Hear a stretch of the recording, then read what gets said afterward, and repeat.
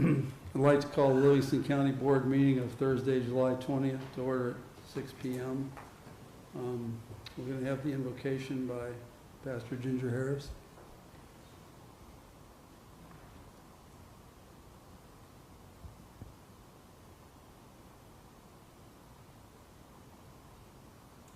Will you pray with me? God of mercy, love, compassion, and wisdom, fill this space with your presence. Touch the lives of these leaders as they do the work for this county. Father, we welcome you into this house of government. Bless those that have come to this meeting. May their voices be heard and respectful. May the leaders, may you open their hearts to your will. Father, we give you the glory for all the blessings that you have bestowed upon this county and all the great work that it does in your name. In your Son's precious name, we pray. Amen. Amen. Thank you, Ginger. Now I'd like to have the Pledge of Allegiance led by Bob Weller.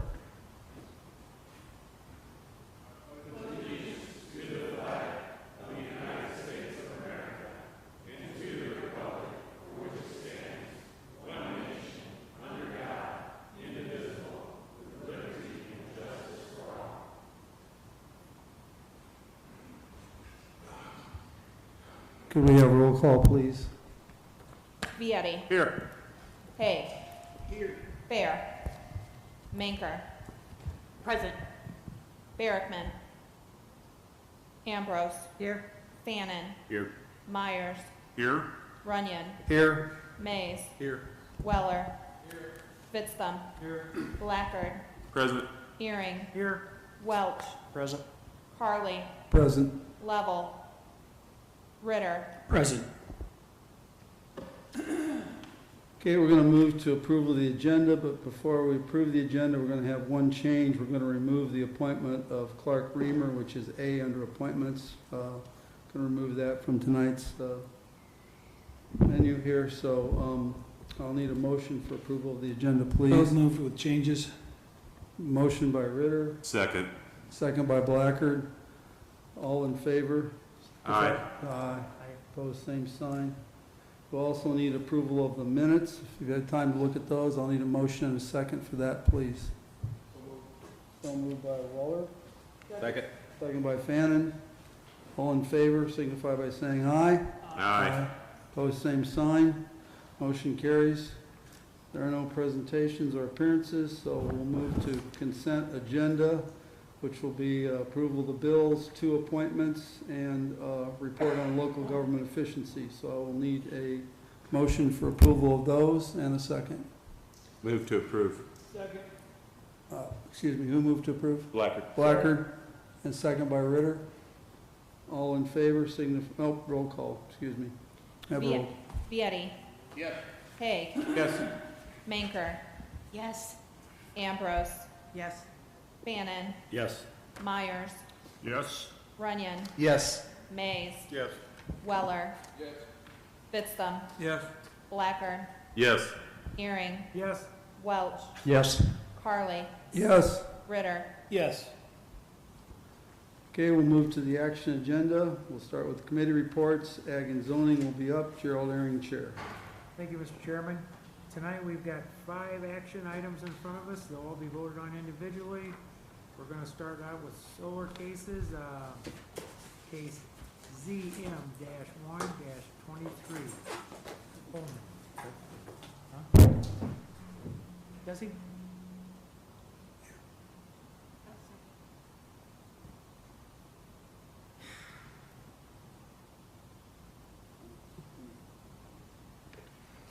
This is zoning case ZM-1-23, request by Frank Polium.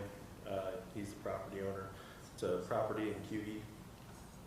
He runs an IT business, NetSource Solutions. They've been in business since early 2000s. He's wanting to add on to their shop. And so in order to do that,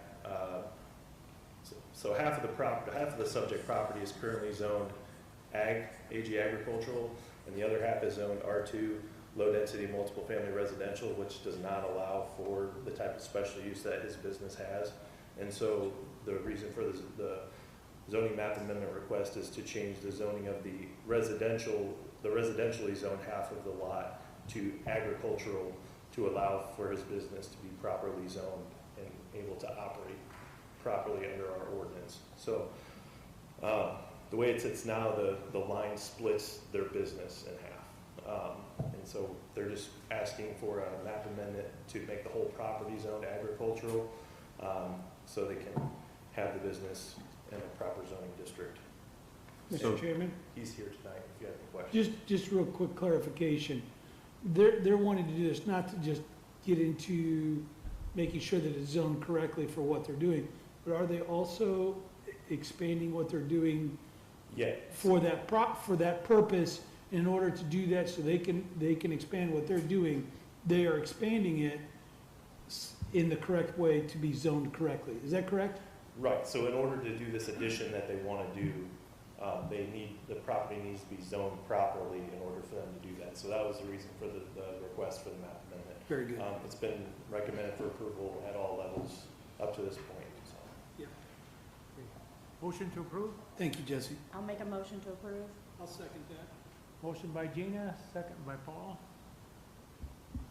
Roll call. Yeah. Vieti, Yes. Haig, Yes. Manker, Yes. Ambrose, Yes. Fannin, Yes. Myers, Yes. Runyon, Yes. Mays, Yes. Weller, Fittstham, Blackard, Yes. Earring, Yes. Welch, Yes. Carly, Yes. Ritter. Yes. Okay, the next action item is, case ZM-2-23. It's a junkyard over by Long Point. Jesse? So this next case is zoning case ZM-2-23, request by Brenda Morris. The property in this case is, they requested a special use, or their plan is to request a special use for a junkyard. However, the property is currently zoned AG agricultural, so in order for them to be able to request the special use for a junkyard, the property would need to be rezoned from AG agricultural to I2 general industrial. So the reason for this request is to change that zoning to open up the possibility to apply for a special use for a junkyard and also a variance for lot size. It's a 1.7 acre piece and the minimum, our ordinance minimum is 10 acres for a junkyard. So if the map amendment is approved, they will then have to go back through and get a special use and variance. Mr. Chairman, may I ask a question? Yes. Jesse, could you give us a little background to go with that as to why this is taking place, or what is caused this to come forward now? Yeah, so we had several complaints on the property for the appearance of the property. And so we sent them a letter to clean up the property. It didn't get cleaned up, so it ended up going to court, and they were convicted of an ordinance violation. And so in order to attempt to do it legitimately, I had them apply for a special use, or the map amendment first to change the zoning of the property. And then, like I said, they would have to come back and apply for a special use. Can you tell us what the votes were in those? It was recommended for denial at all levels. Any other questions? And the applicant's here if you have any questions for. Any questions from anybody? I'd like to make a motion to disapprove this for denial. Have a second? Second by Haig. Roll call, Lena? Hold on, this is a negative, so if we vote yes, we're still voting to deny. Deny. Thank you. Vieti, Yes. Haig, Yes. Manker, Yes. Ambrose, Yes. Fannin, Yes. Myers, Yes. Runyon, Yes. Mays, Yes. Weller, Vitzthum, Yes. Blackard, Yes. Deering, Yes. Welch, Yes. Carly, Yes. Ritter. Yes. Okay, thank you.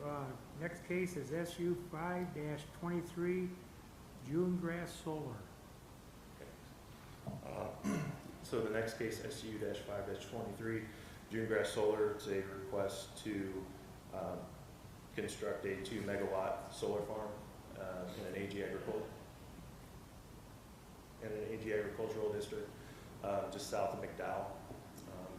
Property is owned by James Metz and his family. This case has been recommended for approval at all levels up to this point. I'll let Seth. Seth?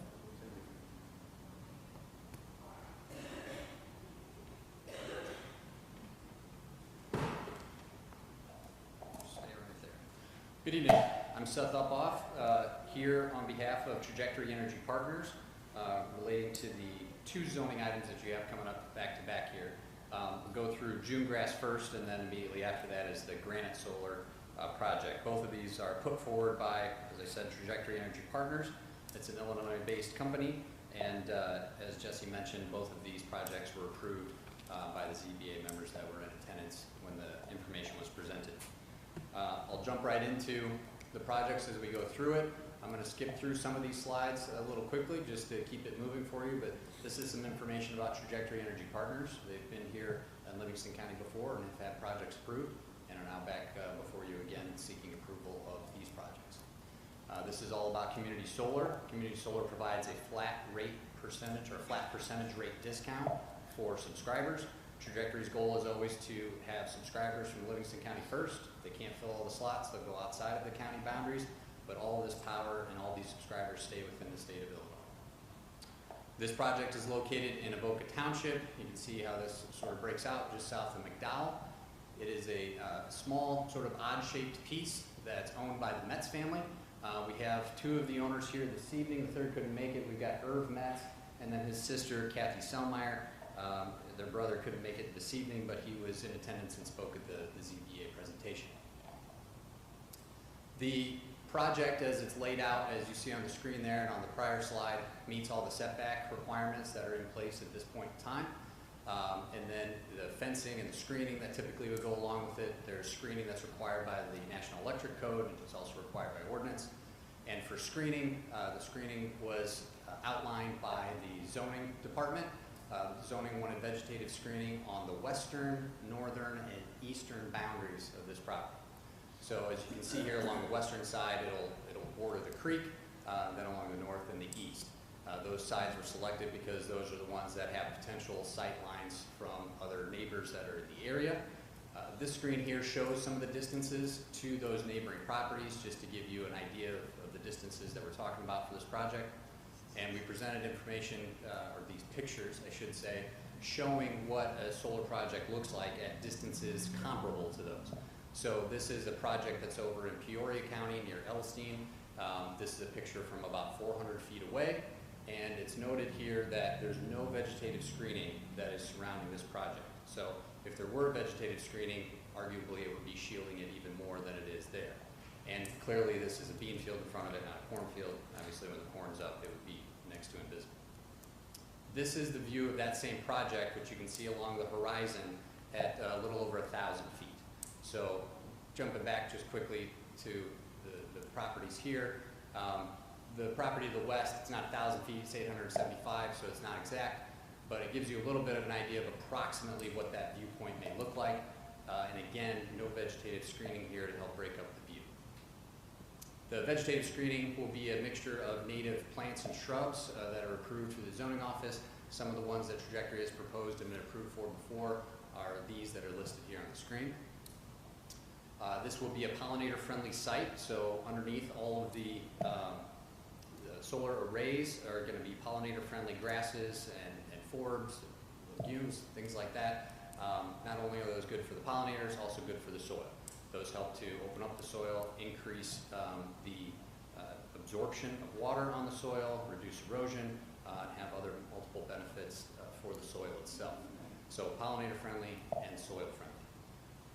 When it comes to these projects, each of them generates money for the county. Some of that is through initial investment. You're going to have union construction jobs that go along with this.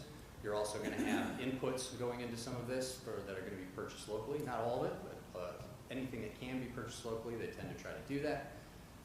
And then you're obviously going to have the tax revenues coming in from this. So as you can see, year one estimated is $13,400 for the life of the project, $270,000. And then there's also savings annually for the subscribers that live here in Livingston County who qualify. You got to go through, you got to be one of the utilities with the utility, and then you got to subscribe. No cost to subscribe, but you can obtain savings if you do that. This shows you a breakdown of the taxing bodies and the amounts that they would see year one, and then potential lifetime of the project. These are obviously projections. Nobody knows this for sure, but you as the county board set the levies. You're in control of some of this. As long as it stays steady, these are kind of the projections that you can see. As you can see, the current taxing rate is a little over $1,000, and it's going to jump to over $13,000 year one. And the bulk of that money is going to be going into the schools. This project is just far enough south that it's going to be going into the Prairie Central School District. The project, if it gets to the end of its useful life and there's a determination that it be removed, will be decommissioned. Decommissioning process is a leave no trace behind process. Take everything out, return the farm ground back to the state that it's in. It needs to be in as good or better condition than it is when it starts. And frankly, I think it'll probably, with the amount of turnover and on the ground, the soil arguably would be in better condition at that point in time. And when it's returned then to that state, it can go back into farming. So really this is a temporary use.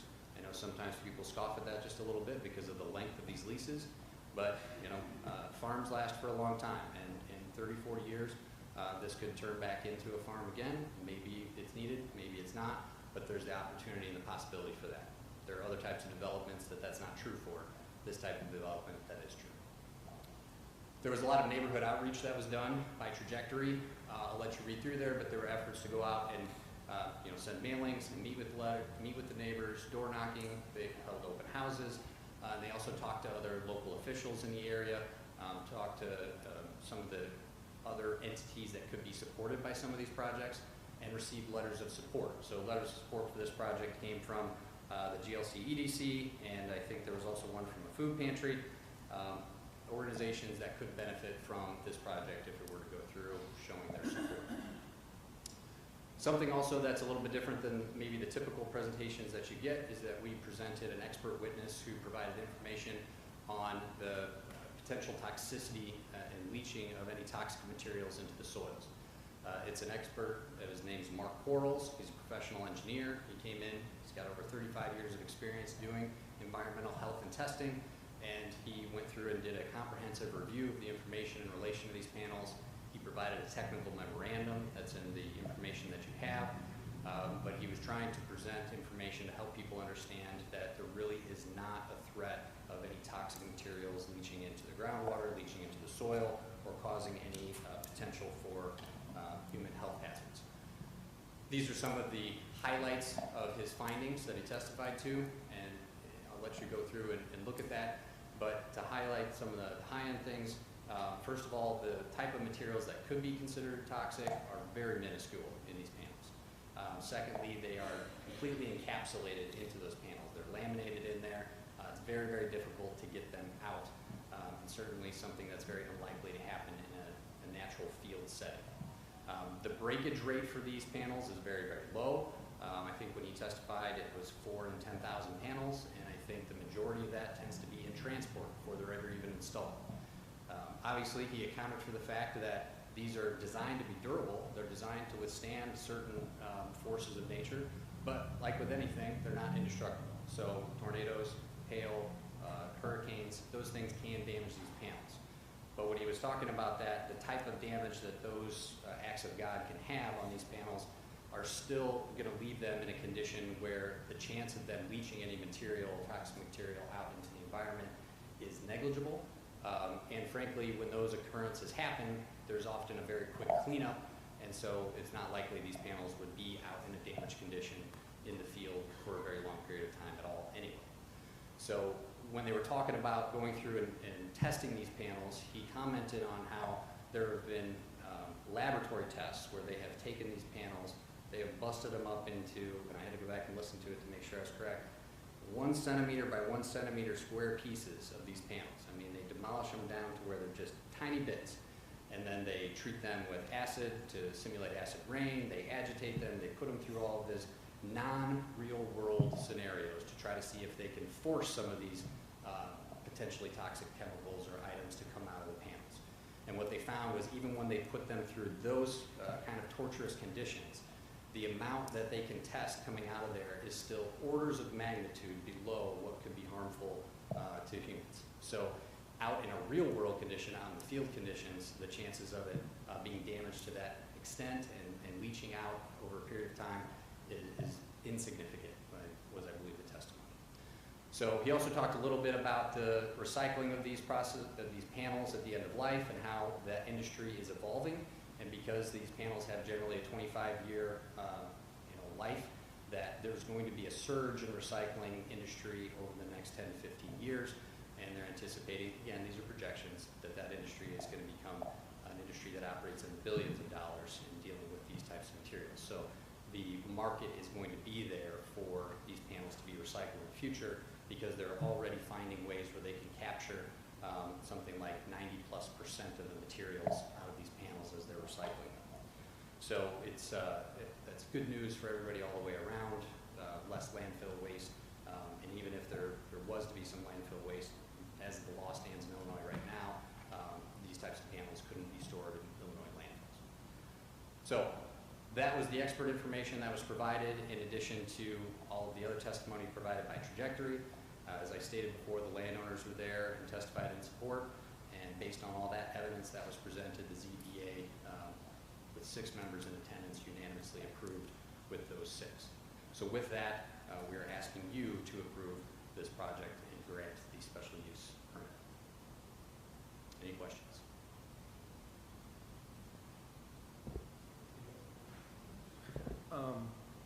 You said signing up in that. Why don't you just, I'm trying to, ComEd is like at 9 cents a kilowatt hour. Is solar like 5, something like that? It's a flat discount rate off of ComEd's rate, so it's a fluctuating thing. Every time ComEd changes its rate, the savings will also change. Subscription savings. Yes. Okay. Why wouldn't you guys just give it to all Livingston County residents, the lower solar rate, rather than having them sign up? Is that? So it's very similar, not the same, but similar to having a third-party supplier, or what's referred to as a Aries.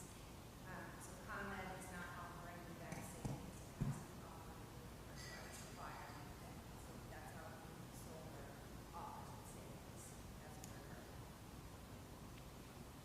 So ComEd, it's kind of, I'm always thinking that why isn't ComEd doing this? ComEd is the one, our supplier. So you put a middleman in there, you guys are obviously making good money, right? As far as doing this?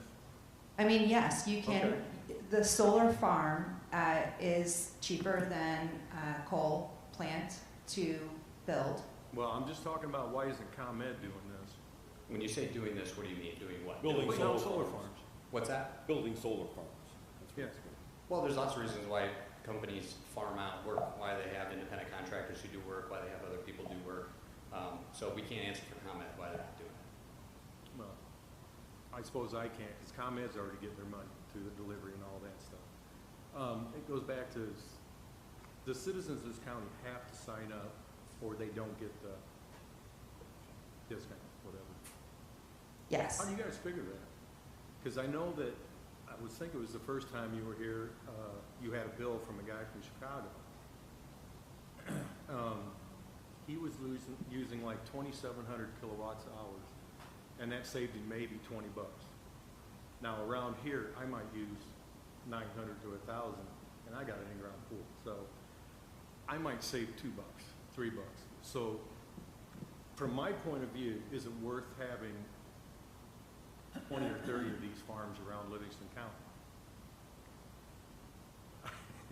I mean, that's a decision that you have to think through, but the fact of the matter is it does provide an opportunity for savings for people, and some people need those savings. Maybe you may not need it as much as others, but some people do. And it's an opportunity to get savings for not doing anything other than signing up. You don't have to pay, you just have to sign up. It's also the increased tax revenue. It's also the construction jobs and then ongoing maintenance jobs.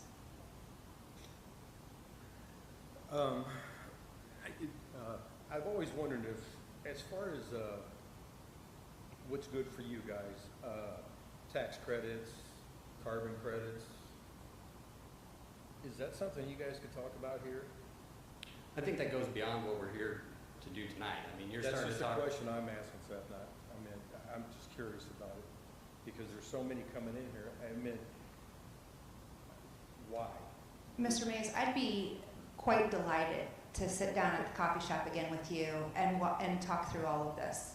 Okay. Absolutely. All right, I'll call you and we'll set up a meeting. no problem. Any other questions, anybody? Danny? I'm kind of concerned about the materials that it's constructed out of. And I hear you saying that it's magnitudes lower.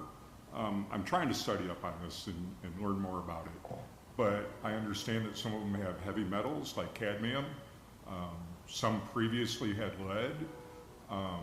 What are these panels constructed of that we should be concerned about? Well, I think you named the two elements that are most commonly where there's a concern.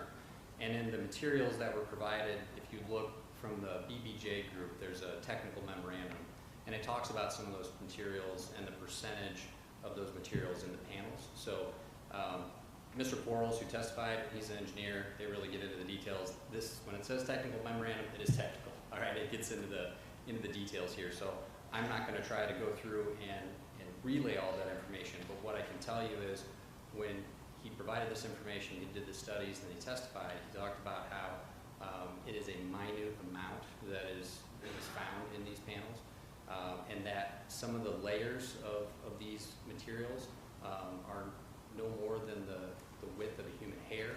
I mean, we're talking about really, really trace amounts, and that's why when they bust these panels up during this laboratory testing down into 1 centimeter by 1 centimeter pieces, even then, they weren't getting this material to leach out in any sort of significantly testable way. So can I sit here and tell you the exact down to the microgram amount of each one of these materials in a solar panel? No, I can't. I suppose somebody could sit down and go through all that. But what I can tell you is that we brought in an expert who does this for a living, who went through all this information and who testified that it's just a negligible risk, an insignificant risk to human health. I mean, he went through all the ins and outs of it. And you're never going to have an expert, especially an engineer, tell you that there's zero risk. They just don't do that. And the expert was paid testimony? They were paid to do the technical memorandum and to travel to testify, yes.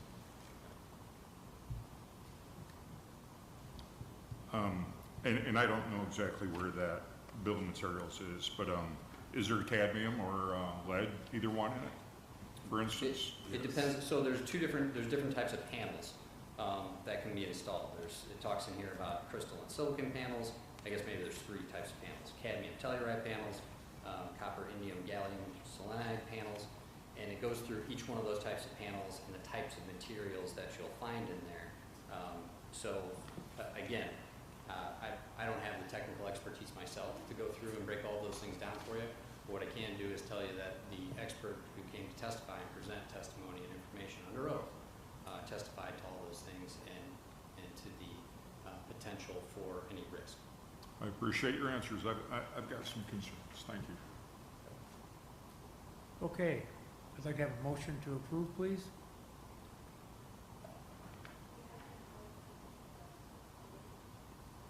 Public comment come later, thank you. Motion approved by myself, Gerald. Public comment is later. Is it? Okay, Michael second it? Yeah, I'll second. Yes. Yep. Roll call, Lena, please. Okay. Did you want discussion? Or you No discussion. I think we just had, anybody want discussion besides what we've done? I do have one other thing, you know, with the, you say minimal amount of toxicity. Well, Bill, hang on a second here. We got to stay within the scope of what was discussed at the ZBA. Okay, I think we're varying a little bit here with some of these things. So I don't think this stuff was going over at the ZBA meeting, a lot of this. So if it wasn't provided in evidence, we're not supposed to be discussing it now. Am I correct on that? Understood. I can't ask how much can get, or that toxicity is in there? Or?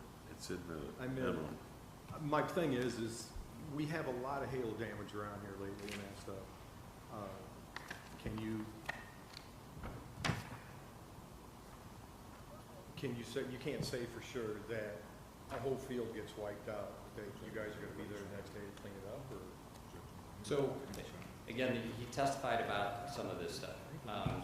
And I'm trying to stay within the parameters of what we're supposed to do in terms of the evidence that was presented.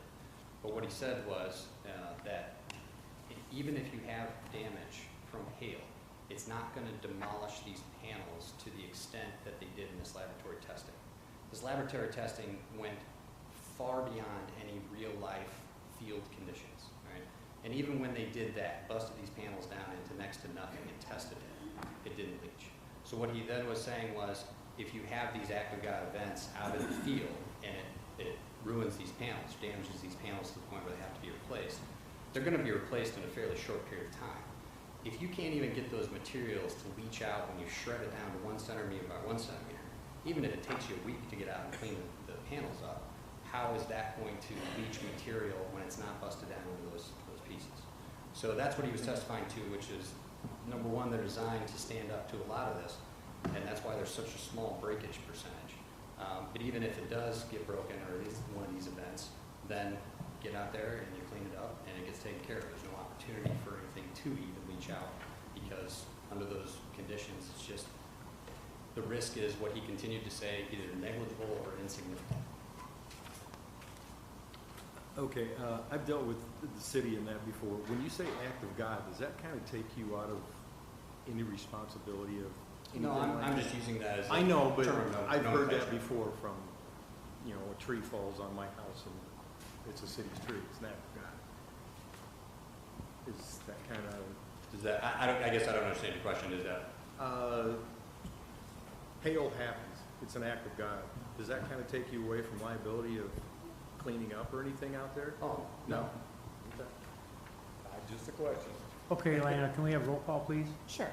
Vietti. Yes. Haig. Yes. Manker. No. Ambrose. Fannin. Yes. Myers. Abstain. Runyon.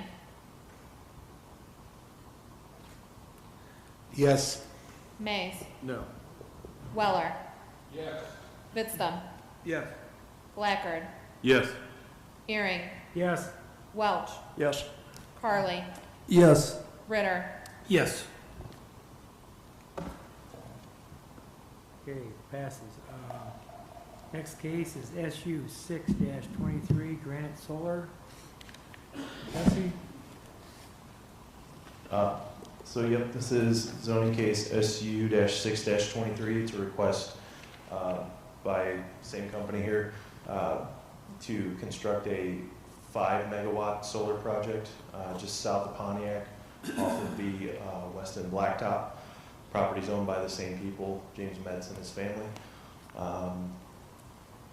That's really all I've got. And it was approved all the way through? Yeah, sorry. Yeah, it was recommended for approval at all levels up to this point. Thanks, Jesse. Yep.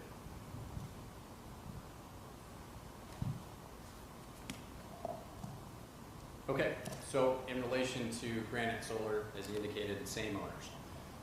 And this is a property that is located in Epperts Township, Epperts Point Township, 1.5 miles just south of Pontiac.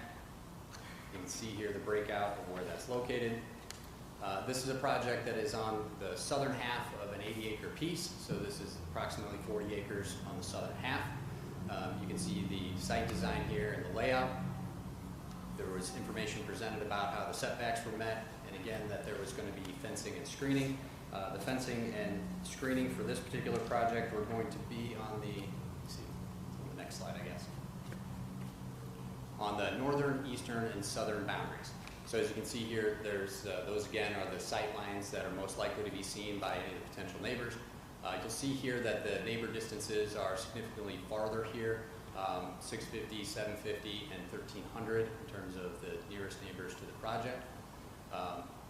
In addition to the setbacks being met, those distances, again, we presented the photos from solar field, non-screened, from distances that are approximately equivalent or that would help give you an indication of where they're located. Again, all the same information in terms of the screening and the types of screening that can be used, in terms of the pollinator-friendly nature of the design.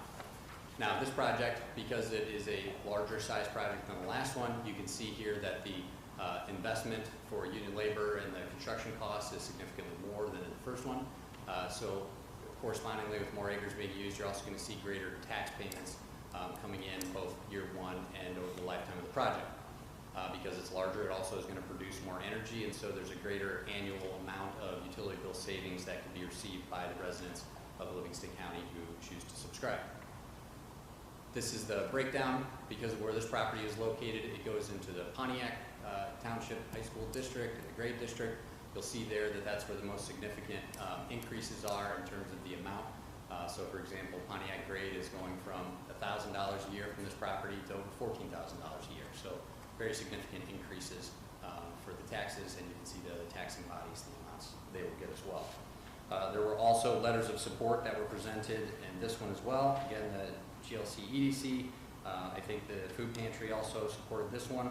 And then there was also a letter of support from a neighbor who was within the 1 mile proximity of the project, who wrote a letter saying that he supported this project moving forward. Again, when we talk about decommissioning, it's returning it back to a state of nature so that it can potentially be farmed in the future. And the outreach reached out to all those neighbors. That's how the neighbor who wrote the letter in support. I believe his last name was Wheeler. Mr. Wheeler came to know about the project, was through Trajectory's efforts to get out there and meet with the neighbors, hold open houses, and provide information. There's also been outreach to other local officials. They went and met with the townships. They've been meeting with fire districts and been going through and trying to cover all their bases as they do this. And as I mentioned before, there are other agencies and entities in Livingston County who can benefit from these programs if they get built and get through. Heartland Community College is another one here that's listed as a potential benefactor. Again, I already covered all of this in depth about the expert. The expert testified in this case as well, and the same information was presented. And I think what we end up here with is another similar project, and something that I didn't touch on about with the last project before you voted, but I'd like you to continue to consider as you consider these types of projects, is that we've got landowners in the back here, and there was testimony from Mr. Metz at the ZBA about how these types of projects can help provide security in retirement, especially for farmers like themselves. They don't have anybody at this point in time to pass the farm down to. Yes, there's an opportunity for them to cash rent it to somebody, but this provides a greater opportunity for them to get an amount of income off of relatively small pieces of farmland here in Livingston County, and to support themselves through their retirement, to support their families. Ms. Selmeyer, who's back there, also had previously commented about how she has grandkids in these school districts, and so if there's a project that can both help her through retirement and also help her kids in the school districts they're in, that seems like a great benefit to her. And that brings us back to the ultimate issue, in my opinion, which is landowner rights. These landowners have worked hard to gain the ground that they have, whether it was their generation or the generation before them, maybe even the generation before that. But it's passed its way down through their families, through hard work, and they work hard to maintain it. And they're putting forward projects that have no outward harm towards any of their neighbors. I know some people have asked about the toxicity of these things. We've got experts, and there are multiple studies out there that talk about how that is not a real, true threat to anybody's public health and safety. On the flip side, there are other things that are currently occurring in the farming industry that can have immediate health impacts. So there's always a little bit of trade-off any way that you go. And there are things that obviously you all have to take into consideration. But one thing I ask you to really strongly consider is the rights of those landowners to do with their property something that will benefit them and is not going to actually harm any of their neighbors. And so with that, I would ask you to approve this project as well. Thank you. That being said, do we have a motion to approve? You open it up for any questions? Pardon? Motion's on the floor. Okay. I'll move to approve. Motion by Black. Blackford, excuse me, and Day, second. Okay, discussion. Jesse, were there any neighbor objections to this? There were no neighbor objections to the granite project. I didn't think so. Anything Sorry, I else? didn't mean to speak for Jesse. There was neighbors that did come and speak against the previous one, the June grass solar. There was the neighbor that lives just to the northwest of the project was there. I'm trying to think. Yes, and Terry Knauer, who was within the notification. I don't know exactly where she lives relative to the project, but she was within the notification radius, which is a mile. So she did show up as well, but there were no objectors to this project. Okay, that being said, can we have roll call, Lana, please? Yes, just for clarification, was that motion by Blackard, second by Haig? No, by Getty. Getty? Yes, I do have a question, if I could. go ahead. Just for clarification, what was the vote for the zoning board of appeal on this project? 6-0. I'm sorry, 6-0? in approval? Yes. Thank you. Ready? Here, Lana. Uh, Vieti? Yes. Haig? Yes. Manker? No. Ambrose? Bannon? Yes. Myers? Yes. Runyon? Yes. Mays? No. Weller? Fittsum? Yes. Blackard? Yes. Earring? Yes, Welch? Yes. Carly? Yes. Ritter? Yes. okay, the next, we have the Pontiac Solar 1 and 2 decommissioning plan. I think Jesse's gonna fill us in on this, take care of it. So this is a little bit new for you guys, and that's because we're getting to a point now where the projects that were approved back in 2018 are getting to where they're ready to build.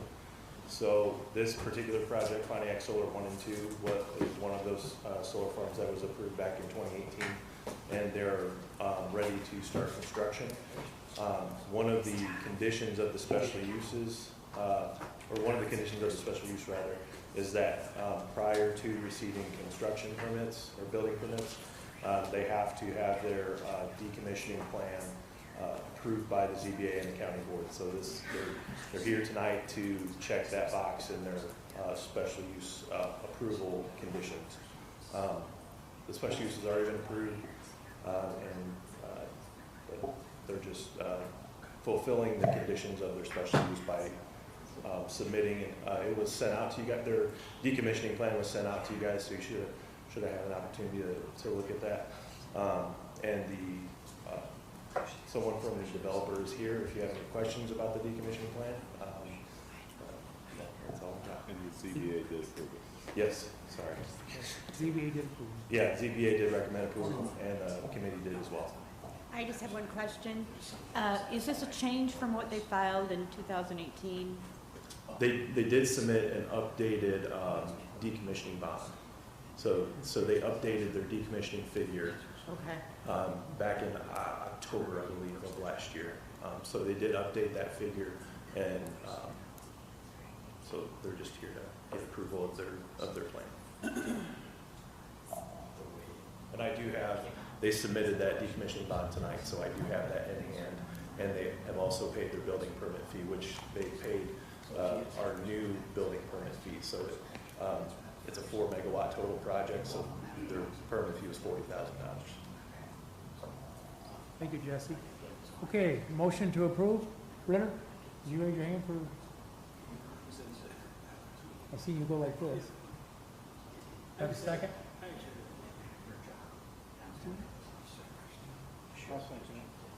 Okay, second by Haig. Okay, discussion. Paul? Mr. Chairman, I actually have a question regarding the decommissioning costs. When, I don't know if somebody can explain this to me, I recall a discussion that the decommissioning costs seem to be different than what was expected. Is that a conversation I remember at one of our meetings? I guess I don't recall that. I could be incorrect. And they do redo them every 3 years, correct, Jesse, if I'm right? That's, yeah, that's what our old ordinance, and I don't remember off the top of my head if our new ordinance does. I believe it does. It's every 3 years, they have to come back and redo the decommissioning, because all the stuff changes. My apologies, I was remembering a conversation and, Okay. so, we're fine. And I guess just as to let you guys know, kind of a little bit off topic, but with the new state law, we have to take salvage value into account. So the decommissioning bonds that you're going to be seeing from here on out are going to be less than. Yeah. Okay. So like for the 2 solar projects tonight, when the decommissioning bond amount that's required is the total salvage value subtracted from the cost to decommission. Any more discussion? Okay, roll call, Lena, please. Vieta. Yes. Haig. Yes. Manker. Yes. Ambrose. Yes. Bannon. Yes. Myers. Yes. Runyon. Yes. Mays. Yes. Weller. Vitzthum. Yes. Blackard. Yes. Earring. Yes. Welch. Yes. Carly. Yes. Ritter. Yes. Okay, Mr. Chairman, that completes my report. Thank you. Thank you, Chairman Ehring. With that, we'll move to the Highway Committee. Steve Lovell, Chair, not here, so we'll move to Mark Runyon, Vice Chair. Mark, please. Yes, thank you, Mr. Chairman. We have Clay here. He's making his way to the microphone. We got a few things, some letting results that the committee looked over and approved. Slip of the tongue there. We got a bridge petition and engineering agreement, and then we got our quarterly report. Nothing really, I think, too extravagant here, but I'll let Clay make any comments he wants to. Good evening. So the first item is the aggregate section for Amity Township. It's not quite a full mile, so that's going to tailwind transfer. Second item on the list is a bridge petition and engineering agreement for box culvert extension in Edwards Point Township. It's going to Hutchison Engineering. And the third item is our quarterly report. And so I would ask if there's any questions regarding any of those projects. Any questions, anyone? If not, I'll make a motion to approve all 3 of these together. Second by Paul. Any other discussion? Roll call? Vieta. Yes. Haig. Yes. Manker. Yes. Ambrose. Yes. Bannon. Yes. Myers. Yes. Runyon. Yes. Mays. Yes. Weller. Vitzthum. Yes. Blackard. Yes. Earring. Yes. Welch. Yes. Carly. Yes. Ritter. Yes. And then as far as the report goes, the only thing I wanted to add was the building is continuing to inch along, and hopefully it won't be too much longer till it's completed. And then we also did get delivery of our new machine. It's a cutting machine, and we got a tour, got to view that at the last week at the meeting. It was there, and I don't know if have they taken it out and experimented with it yet.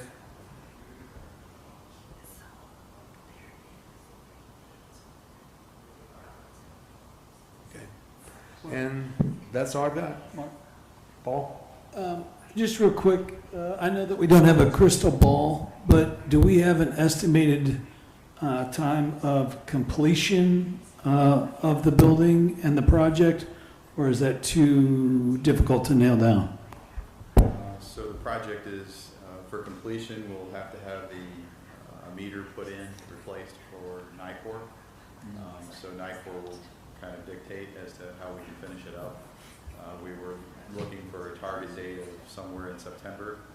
in the month of September. We haven't really set an exact date, but that was our target. But NICOR, it has a meter to get installed, so it could be a condition of getting that completed in September.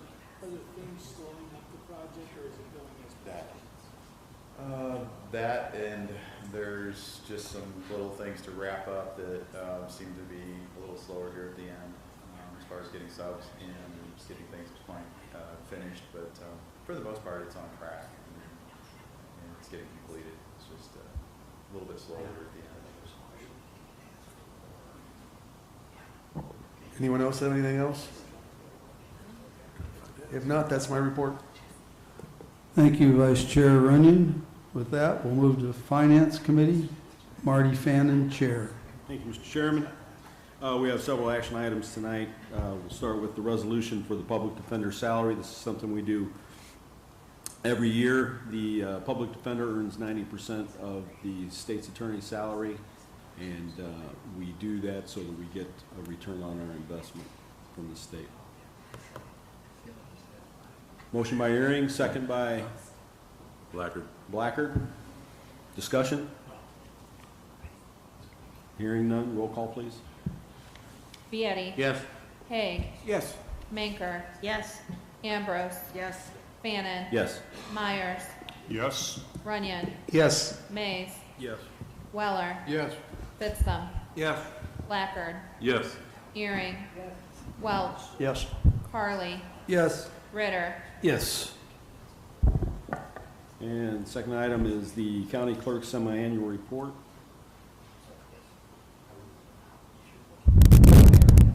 Any questions? Motion by Manker, I'll second that, Mr. Chair. second by Welch. Discussion? Roll call, please. Vietti. Yes. Haig. Yes. Manker. Yes. Ambrose. Yes. Fannin. Yes. Myers. Yes. Yes. Mays. Yes. Weller. Yes. Fitzthum. Blackard. Yes. Earring. Welch. Yes. Carly. Yes. Ritter. Yes. Okay, moving down to C, proposal for Mack & Associates FY 2023 audit. We've had Mack & Associates for approximately 10 years now, maybe longer. Alina? About that, right? Yeah. So we're doing a 1 year, correct? We're doing a 1 year contract with them, possibly looking to see if there are any possibility for changes out there. Mack & Associates have done a fantastic job. It's not a reflection on what they do. It's just trying to make sure that we stay on top of what we're doing. I'll make a motion to approve that. Second by Ehring. Discussion? Our previous contracts, how long were our previous contracts? 3 years, weren't they? Yeah, 3 years.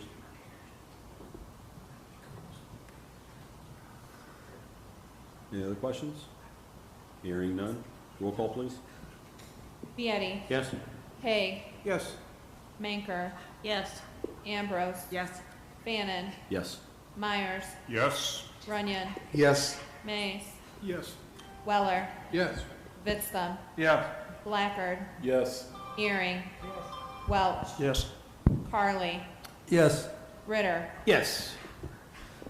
Okay, moving down to resolution, application and administrative services agreement with the CDBG, Coronavirus Business Resiliency Program. Alina, I'll hand it over to you since I was. Sure. So this is a grant opportunity that's offered through the state of Illinois under the Community Development Block Grant Program.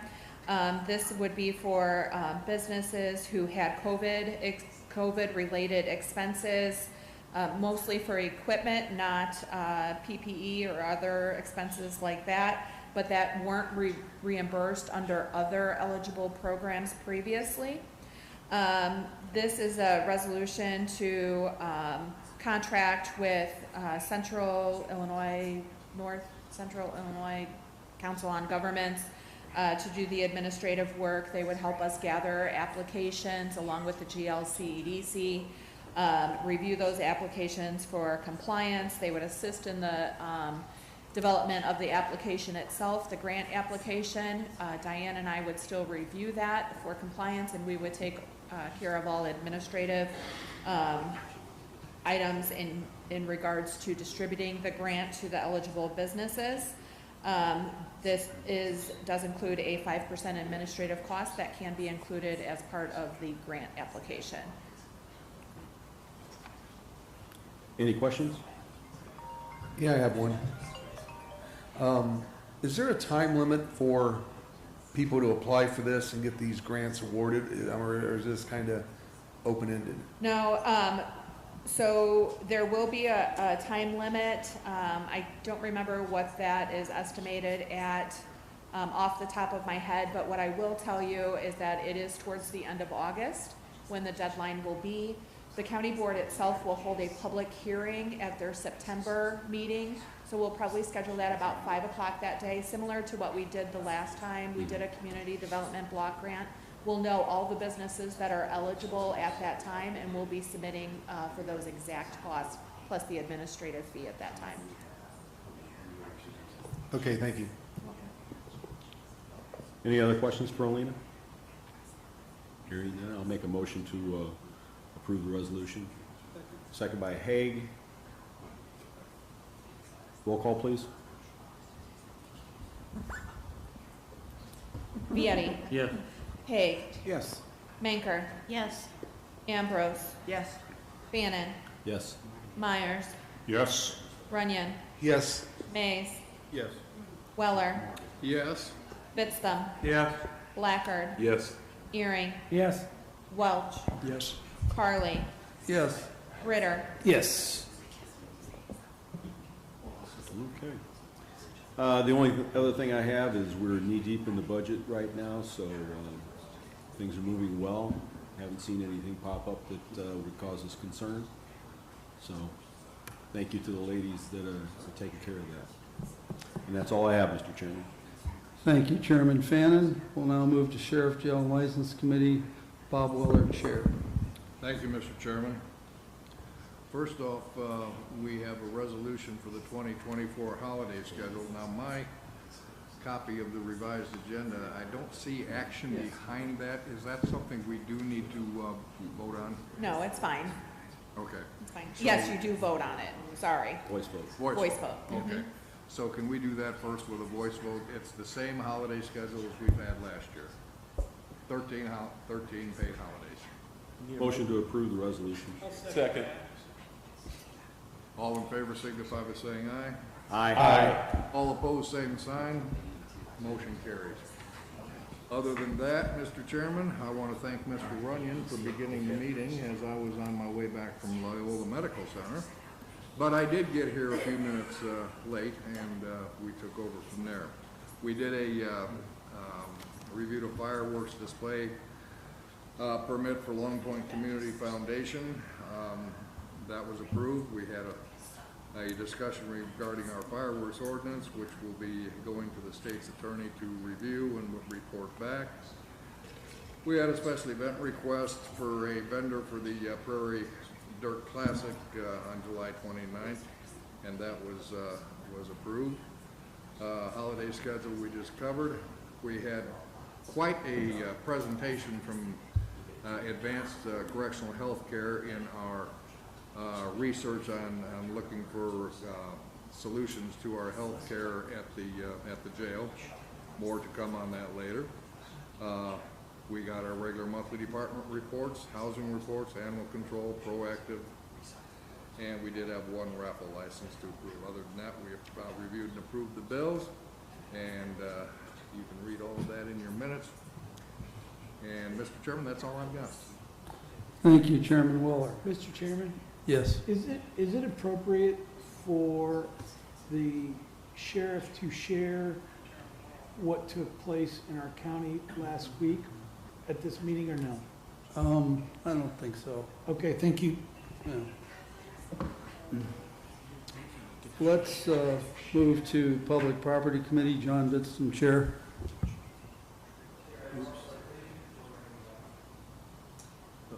authorization for a release of an FRP. At our committee meeting, we discussed the possibility of putting a solar farm where the old county nursing home was. Alina has to she's put in a good deal of time getting to this point, and we wanted to see how the board felt before we pursue it any farther. Whether we're in favor of trying to do something with that ground that's sitting there doing nothing or not. And that's the next step. It's gonna take a lot of her time and her assistant's time, so we didn't want to feel like we were wasting that, so we decided to bring it before the board to vote on that. So with that, I would make a motion to approve that, carry on with it. Second by Irene. We need a voice vote on that? or- Do we need a roll call? Roll call vote. Discussion first. Discussion first, yes.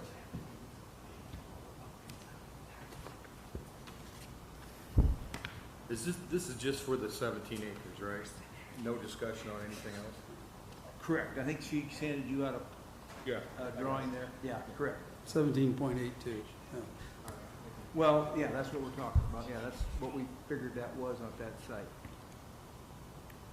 I think she did a good job of handing us all a picture of what all that was. Any other questions? And this motion will just be to explore the options. We'll later decide when there's a contract before approving it. Correct. So this is just to explore and move forward.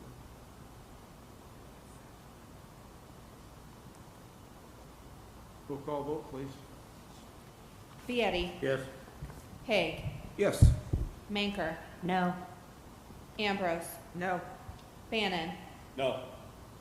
Myers, Yes. Runyon, No. Mays, No. Weller, Yes. Vitstum, Yes. Blacker, Yes. Earring, Yes. Welch, No. Carly, Yes. Ritter, Yes.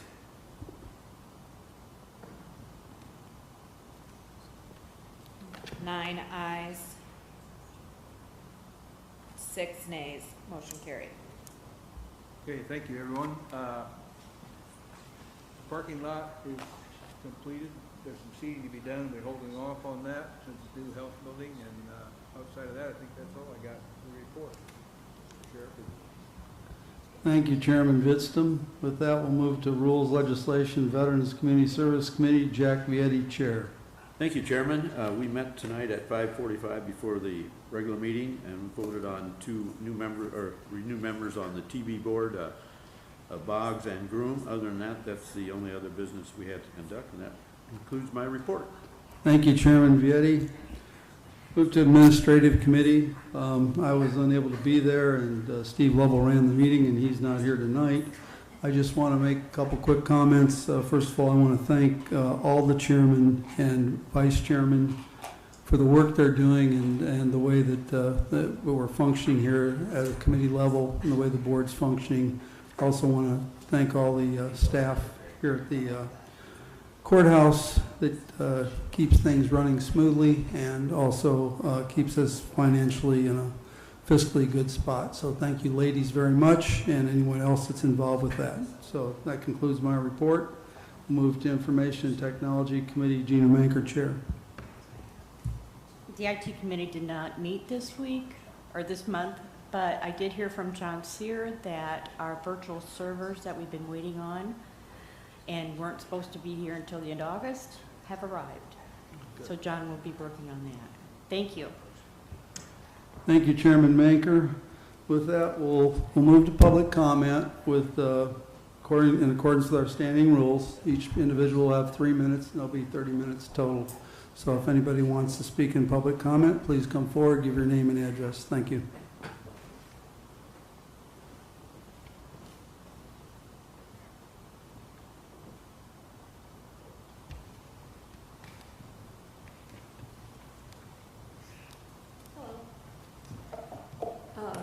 Have my 3 minutes started yet? Because I would like to ask my question.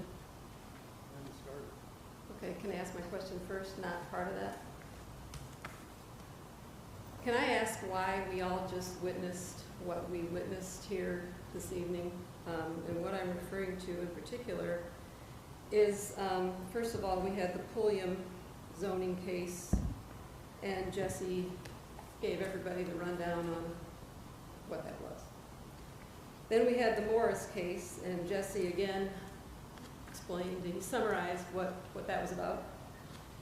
And then we get to the two solar cases, the June grass and the granite solar, and you allow the applicant to come up and run through his presentation again. Why was Jesse not, why didn't he just give a brief explanation of that? And then I have comments related to those projects that may or may not affect your vote. And I have to wait till after you vote. So can anyone please explain to me why that is? Well, I think we can discuss it sometime, but this is just public comment, so we're not going to get into a dissertation of questions. So you can continue to comment, though, but we'll talk to you after the meeting or something. I just want to go on record as saying that the only chance a member of the public has to address all of you is at the county board meeting. And if we are going to comment on a project that you are going to vote on, and we can't come up here and state those comments before you vote, what other chance do we have? In other words, in looking ahead at the next month's board meeting, and I don't plan to stop when the timer goes off, because I believe Mr. Uphoff spoke for longer than 3 minutes, so I'm not quite sure why I'm limited. But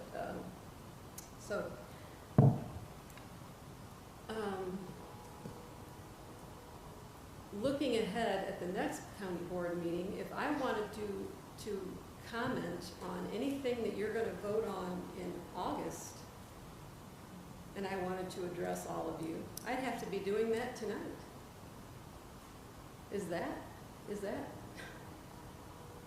the way you feel the public should be treated?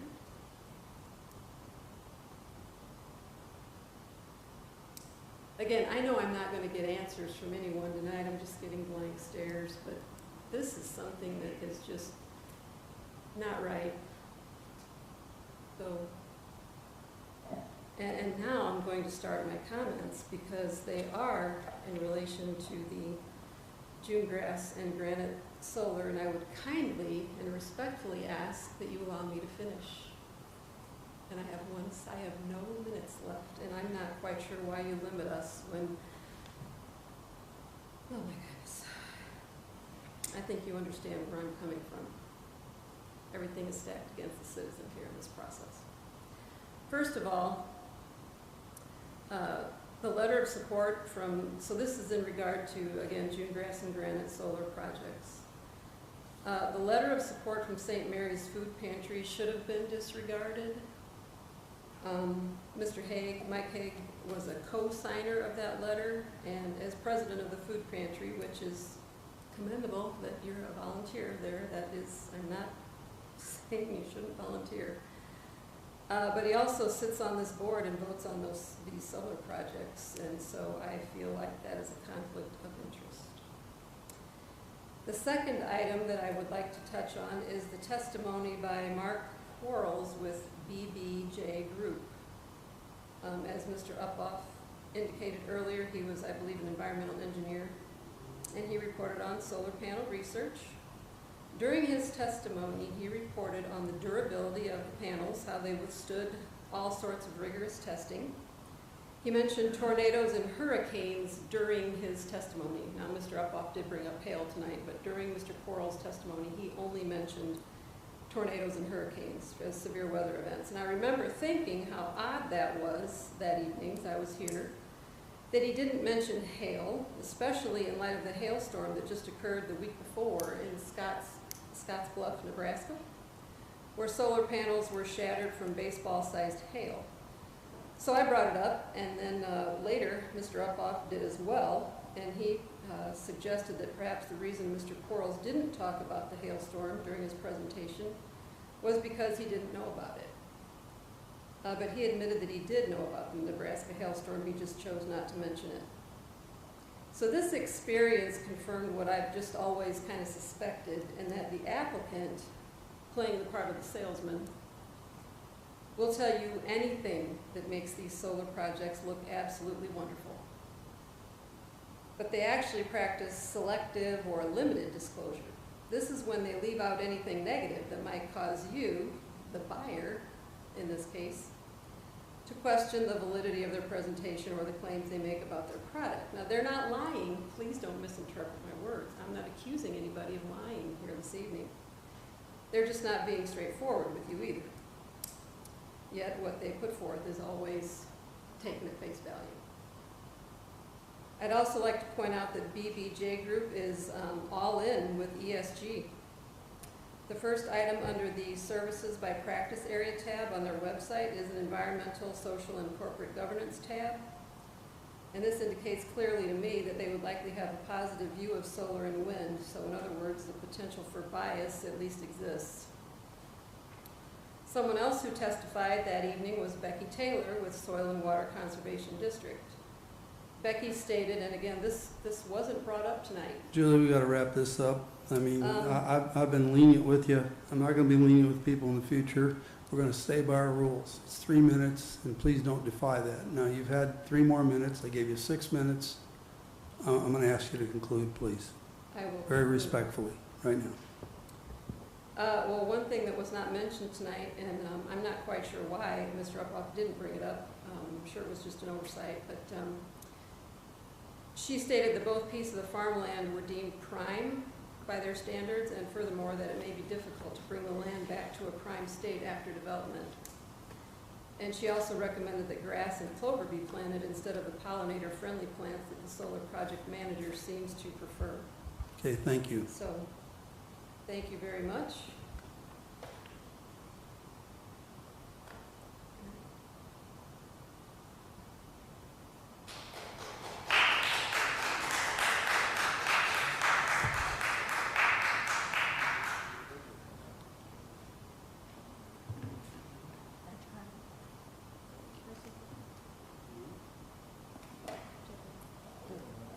Dave Rice, 12050 East 2000 North Road here in Runyon.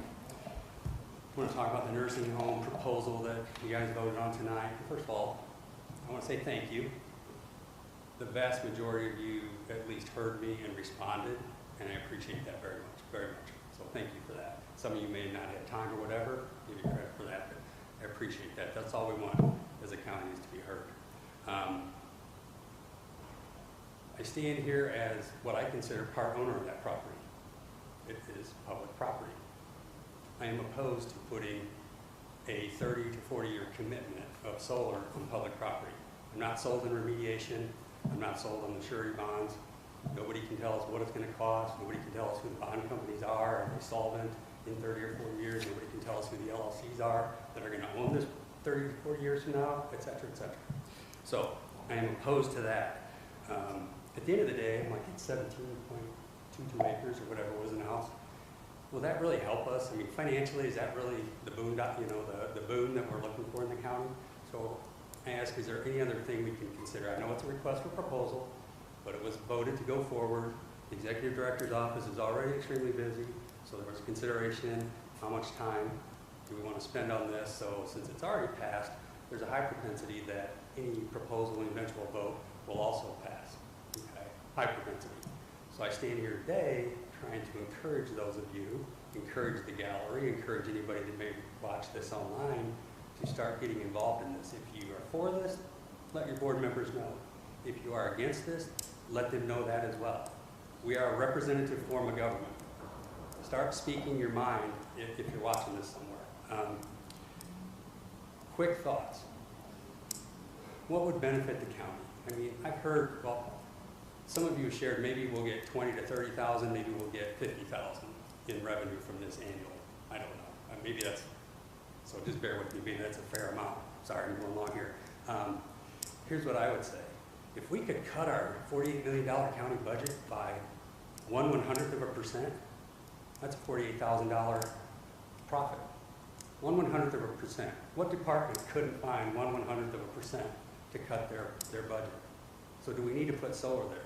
I think of Mr. Ritter over here, and I'm like, we've got cities that call themselves Bee City USA, and they plant little plots of garden for pollinators. And I know the solar talks about pollinators and stuff, but why couldn't that be a bee pollinating site? Why couldn't it be a monarch byway? Why couldn't it be a lab for the high school? Why couldn't it be a million other things that don't commit us to 30 to 40 years of panels that, quite honestly, and I'm sorry what everybody says, we all know it, we don't know the impacts of this. None of us. None of us in here are experts. We're listening to salespeople. Salespeople, nothing wrong with them. It's part of my career too, but salespeople accentuate the positive, downplay the negative. We got to keep that in mind, right? I don't want us gambling with public property. There's a family back here that put it on theirs and you voted. That's their private property. They can deal with that later. If it's good for them, I hope it is. If it turns out bad in 30 to 40 years, at least the public's not on the hook for it, hopefully. Thanks, Dave. Thank you.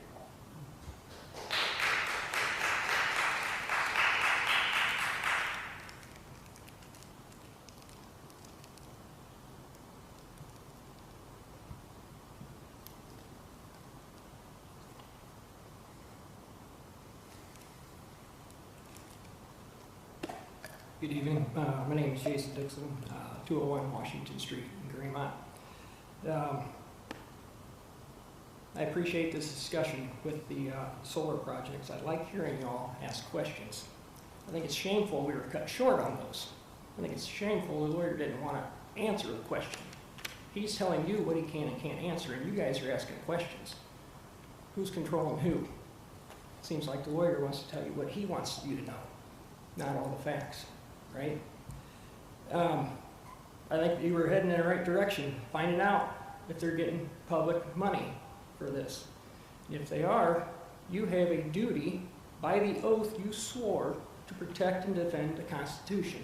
There is nowhere written in the Constitution that allows for redistribution of wealth. Nowhere. Okay? You voting for these are embracing socialism. You are enabling that system that's contradictory to our form of government. Every time you vote for that, you have to know if they're getting public money for that. That's very important, right? If you vote for that, you're violating your oath. You make yourselves a liar and a hypocrite based on the oath you took.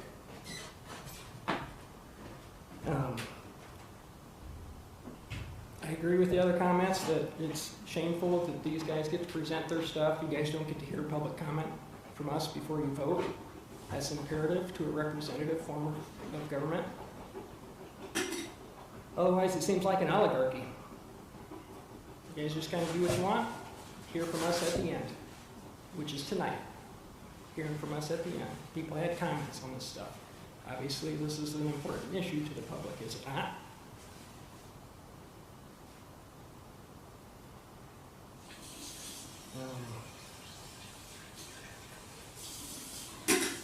Tax revenue coming in. They like to keep talking about that. I think it was presented at one of the previous meetings. One gentleman presented the increased tax revenue coming in from these solar companies to these schools. Doesn't actually benefit the schools and increase revenue. It just takes it away from the state, so it lessens the burden on the state. So they just have to fund schools at a certain level, and then more tax money comes in, they just get to keep some money, the rest of it somewhere else. But what about the tax revenue that comes into this county from those? Are we going to get any kind of rebate on our property taxes? Can we lower that for everybody? Take that money, put it towards the public in that sense?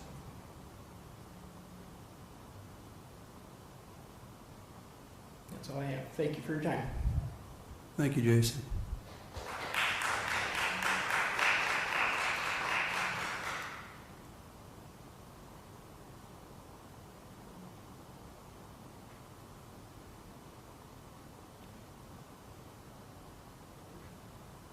I just have one little thing to say, comment on, and I'm happy that people, I'm happy that people come and tell us your views on certain issues. I think that's great. I want to hear about them. I also like to get emails, either for or against an issue. That's great. Or a phone call. And sometimes I can't answer the phone. You can leave a message. I try to get to all emails. We do get a lot of emails every day as we're on the county board, but I think that most of us read them at least and are aware of what your issues are. But I want to thank you for contacting us. Thank you.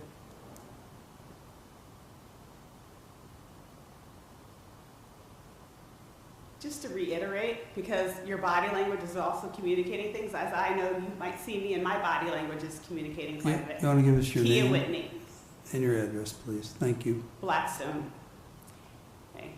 Our body language communicates things, okay? I'm sitting back there steaming. I'm sure you probably could tell by my demeanor, okay? Likewise, I'm watching you guys. You keep looking over at her. I don't know what's going on. It's almost as if you're trying to get direction. I'm calling on you. All of you. You are in leadership positions, okay? Lead. Okay? Be a chairperson, okay? This is not about you guys just dictating. Let me just tell the little people what they need. That's not what this is about. You have got to listen to the public. That's who you serve. It's a service, okay? As I said before, my district people, there's 6 of them, I contacted. Thank you. I think you're the one who I spoke with, Dan Myers. I'm not sure if you were the one.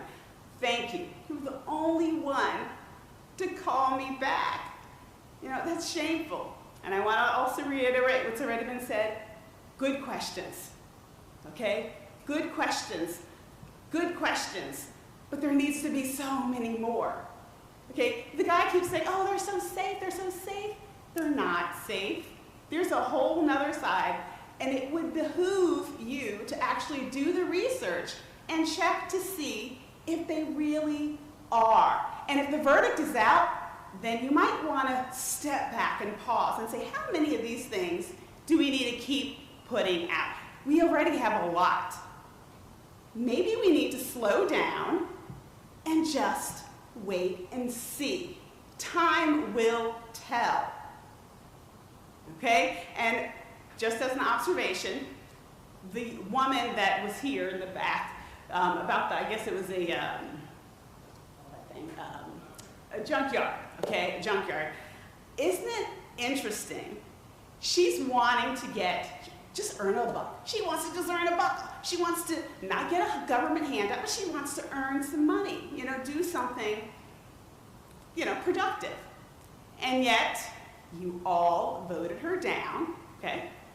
And yet, the solar people are saying, there's gonna be such an influx of needing, basically junkyards, to put these things when they all go kaput. And they will go kaput. They will all stop working. Think about that. Isn't that a little interesting? Just had to share that. Okay. And one final thing, because I have 7 seconds. You want us to give hear from, reach out to you? Well, it's hard to get information. Okay, put more, and I know you're on technology, the more you get out to the public, the more we will be able to hopefully give you those articles and information. Okay, thank you all so much. Thank you.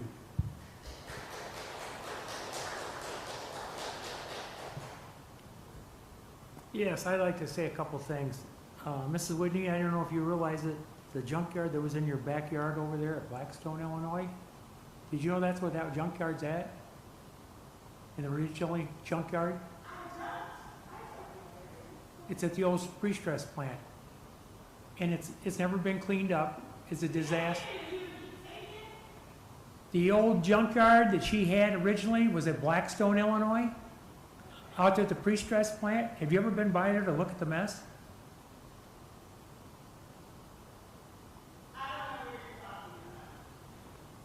Okay, well, this is why what happens has happened, because the ordinance was she never had a permit before. The stuff that we did was to fill the county ordinance. Now I'm going to talk about solar a little bit. Back in 17 and 18 of 2019, the ordinance were made in this county by committees. If people didn't want the ordinance, they should have been here back when the ordinance were made. We made the rules. These people come and they fill the rules. If they don't... It's what? It's not a law. It's a county rule, county ordinance. Well, anyway, I'm gonna tell you, when they fill the ordinance, and they fill the ordinance with all the Ts and the Is are dotted, then that means this has been approved. It will get to the point someday where we probably won't hear these at the county level anymore because the state's just gonna take it all over and do it all. You are advocating your role. You can make a change. Well, I'd like to figure out how to do it. Thank you. Stop advocating.